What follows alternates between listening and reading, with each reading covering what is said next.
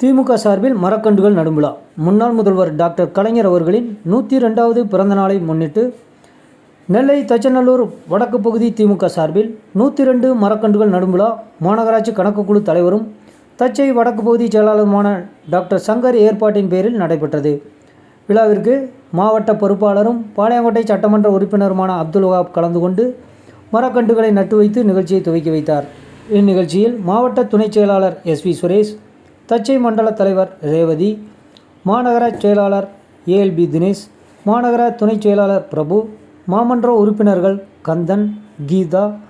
வட்டக்கழக செயலாளர்கள் frame Ganesan, BP ராஜா, சடாமுனி, கிட்டு என்ற கிருஷ்ணன்,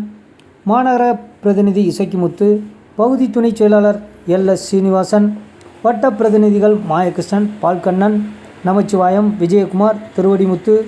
மாநகர தொண்டரணி துணை அமைப்பாளர் சக்திவேல், மாநகர துணைச் செயலாளர் அருணா, வட்டச் செயலாளர் சிந்து முருகன், கழக மூத்த முன்னோடிகள் முருகபெருமாள், ஆழ்வார், இந்திரஜித், அனந்தபுரம் முருகன், குட்டி முருகன், வட்ட பிரதிநிதி சேதுராமலிங்கம், மாநகர விவசாய அணி காந்தி, பகுதி சபா தலைவர் முத்து ரங்கராஜ், ஃபீலிங்ஸ் அந்தோணி, அரசன்ராஜ், மகேஷ் ஆதித்தன், ஜெய்சிங், காந்திமதிநாதன் உட்பட நிர்வாகிகள் பலர் கலந்து கொண்டனர்.